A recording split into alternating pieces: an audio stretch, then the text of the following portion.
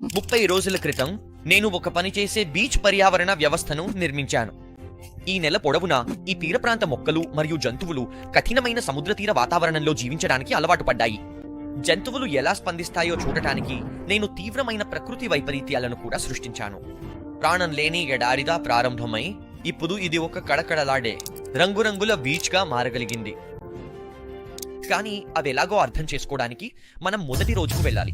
అక్కడ నేను ట్యాంక్, సామాన్లు, ఇంకా నా కొన్ని మొక్కలను తెచ్చుకున్నాను. ఇసుకతో నేను బీచ్ పునాదిని వేయడం ప్రారంభించిన తర్వాత ఉప్పు నీటిని కలిపాను.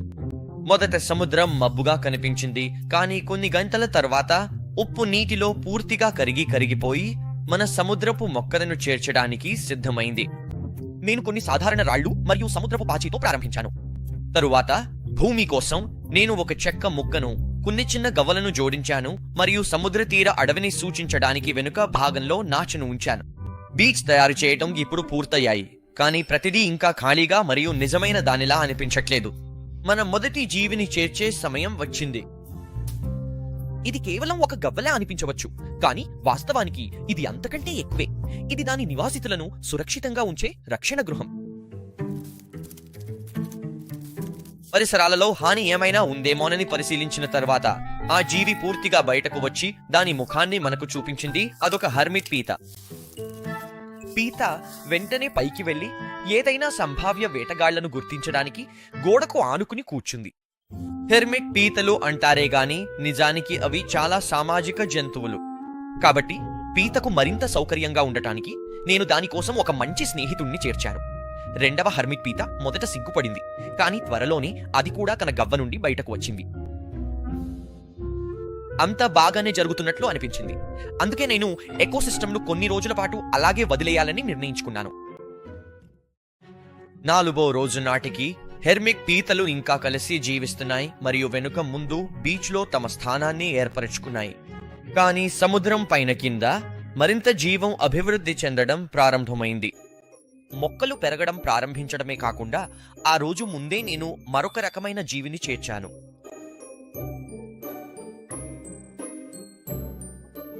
అవే 2 చిన్న వాచ్మెన్ గోబీ చేపలు తమ ఇల్లుగా పిలుచుకునే సముద్రంలోని ఈ భాగంలో ఈదుతున్నాయి. కానీ ఇవి కేవలం సాధారణ చేపలు కావు, ఎందుకంటే ఈ గోబీలకు నోటి నిండా ఇసుకను తీసుకుని ఆహారాన్ని వడపోసి ఆపై ఇసుకను తిరిగి బయటకు ఉమ్మివేసే ప్రత్యేక సామర్థ్యం ఉంది. ఇక్కడ ఉన్న ఈ గోబీ ఒక రాయి కింద తన కోసం ఒక చిన్న ఇంటిని తవ్వుకోవడానికి తన సామర్థ్యాన్ని ఉపయోగించింది. తెలివైనదే. ఇవి చేపలకు రుచికరమైన భోజనాన్ని అందించడమే కాకుండా మన సముద్రపు ఇసుకను శుభ్రపరచడంలో మరియు మొత్తం ఎకోసిస్టమ్ స్వయం సమృద్ధిగా మారడంలో కీలక పాత్ర పోషిస్తుంది. నేను కొన్ని రోజుల పాటు బీచ్ను అలాగే వదిలేశాను. తర్వాత 9వ రోజున నేను తిరిగి వచ్చినప్పుడు ఒక సమస్యను గమనించాను. జంతువులు ఇంకా మొక్కలు అన్నీ బాగానే ఉన్నాయి, కానీ గాజుపై కొన్ని చోట్ల దాగి ఉన్న నాచు మొక్కలు పెరగడం ప్రారంభించాయి. ఇది పెద్దగా ఏం లేదు, కానీ కొంతకాలం పాటు పట్టించుకోకుండా వదిలేస్తే ఇది మొత్తం సముద్రపు నీటి నాణ్యత తగ్గడానికి దారితీస్తుంది. నిజానికి నేనే దీన్ని శుభ్రం చేయవచ్చు, కానీ అబ్బా అదో పెద్ద బోరింగ్ పని. అందుకే దానికి బదులుగా నా దగ్గర ఇంకో ప్లాన్ ఉంది. నేను బయటకు వెళ్లి అందమైన షెల్స్ ఉన్న 5 ఆస్ట్రేలియా నత్తలను కొన్నాను. వాటిని ఒక్కొక్కటిగా సముద్రంలోకి వదిలేశాను. ఈ నత్తలకు నాచు తినడం అంటే చాలా ఇష్టం. వాటిని వదిలేస్తే ట్యాంక్ అంతా తిరుగుతూ శుభ్రం చేస్తాయి. కానీ నత్తలతో ఒక సమస్య ఉంది. అవి చాలా నెమ్మదిగా కదులుతాయని అందరికీ తెలిసిందే. కాబట్టి నాచును శుభ్రం చేయడంలో వాటికి సహాయపడటానికి నాచు తినే మరో జీవిని కూడా చేర్చబోతున్నాను. అవే మెరైన్ హెర్మిట్ పీతలు. మనం వీటిని బీచ్లలో చూస్తాం కదా అని మీరు అనుకోవచ్చు, కానీ ఇవి నేల మీద ఉండే హెర్మిట్ పీతల కంటే చాలా భిన్నంగా ఉంటాయి. మొదటిది, ఇవి వాటికంటే 30 రెట్లు చిన్నవి. రెండవది, ఇవి నీటి అడుగున ఉంటూ నాచు తిని బతుకుతాయి. అదే నేల మీద ఉండే హెర్మిట్ పీతలైతే నాచును మరియు ఈ చిన్న గుడికలను తింటాయి.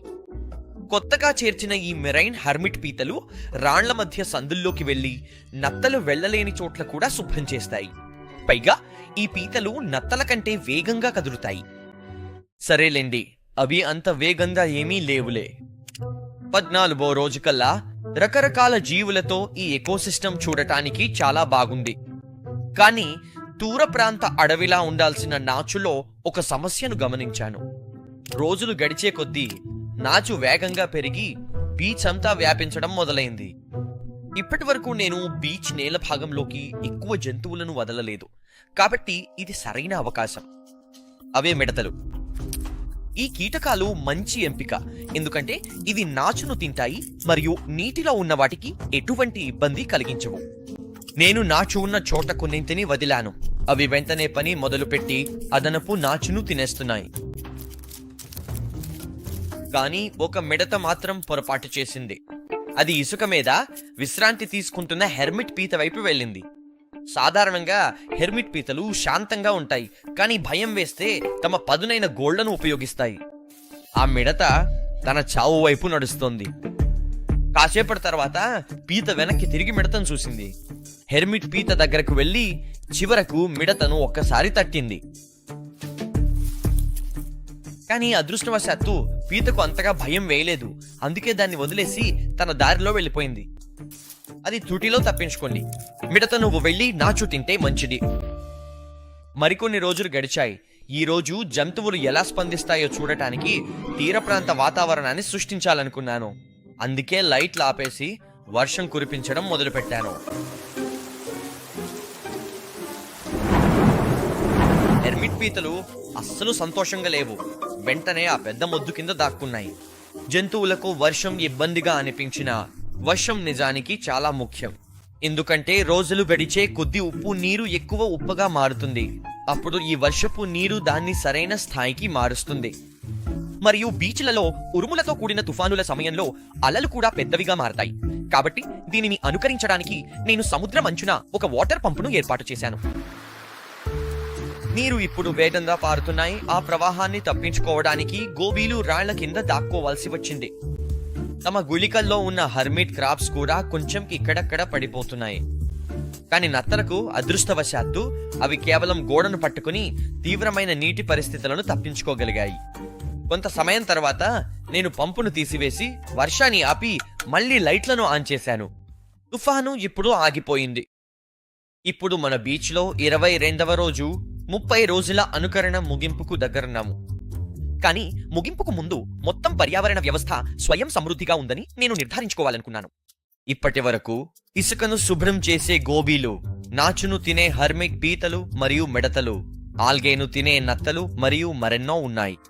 కానీ మనకు తెలియని ఒక ముఖ్యమైన విషయం ఏమిటంటే చనిపోయిన జీవులను మరియు నీటిని కలుషితం చేసే సేంద్రియ వ్యర్థాలను తినే ఒక జీవి. కాబట్టి దీనిని పరిష్కరించడానికి నేను ఒక కొత్త జీవిని చేర్చాను. అదే కెమెల్ శ్రింప్ ను తీసుకొస్తున్నాను.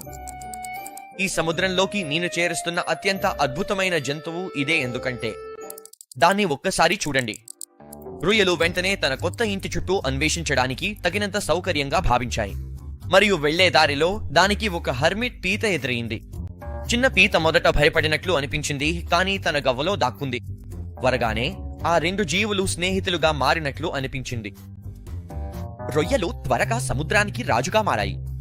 అది ఎక్కడికి వెళ్ళినా చేపల వంటి ఇతర జంతువులు దాని దారి నుండి తప్పుకునేవి.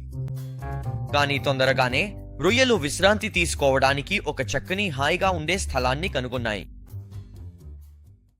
ఇప్పుడు 29వ రోజు వచ్చింది. కానీ మా అనుకరణ ఇంకా ముగియలేదు. ఎందుకంటే ఇప్పుడు నేను మా చివరి జీవిని చేర్చి మా బీచు పర్యావరణ వ్యవస్థను పూర్తి చేయబోతున్నాను. నేను చేర్చబోయే దానికి స్థలం కోసం నేను ఈ సముద్రపు పాచిని తీసివేయాల్సి వచ్చింది. మరియు దాని స్థానంలో నేను ఒక అందమైన పగడపు ముక్కను ఉంచాను. సరే, ఇది ఇంకా అంత అందంగా లేదు, కానీ కొన్ని రోజుల్లో అది నీటికి అలవాటు పడిన తర్వాత అది సజీవంగా మరియు రంగురంగులుగా మారుతుంది. ఇప్పుడు పగడము కేవలం ఒక మొక్క లేదా రాయి కాదు. ఇది నిజానికి పాలిప్స్ అని పిలువబడే వందలాది అత్యంత సూక్ష్మ జంతువులకు నిలయం. పాలిప్స్ కాల్షియం కార్బోనేట్ అనే రసాయనాన్ని ఉత్పత్తి చేస్తాయి. ఇది అవి నివసించే పగడాలు మనుగడ సాగించడానికి సహాయపడుతుంది. ఈ పగడము పూర్తిగా వెలిగి సజీవంగా మారే వరకు వచ్చే కొన్ని రోజుల వరకు ఇక్కడే ఉంచాలి. 30వ రోజున హర్మిట్ పీతలు, గోబీలు, నత్తలు, సముద్రపు పీతలు, మిడతలు రొయ్యలు మరియు మొక్కలతో సహా ప్రతి జంతువు ఇప్పుడు స్వయం సమృద్ధి గల పర్యావరణ వ్యవస్థలో ఒకదానితో ఒకటి ప్రశాంతంగా జీవిస్తున్నాయి. వీడియో చూసినందుకు చాలా ధన్యవాదాలు. మీకు తెలుసో తెలియదో నేను యూట్యూబ్కి చాలా కొత్త, ఇది నా 2వ వీడియో మాత్రమే. మీరు సబ్స్క్రైబ్ చేస్తే చాలా బాగుంటుంది, ఎందుకంటే మీకు ఇలాంటి వీడియోలు ఇష్టమని నాకు తెలుస్తుంది.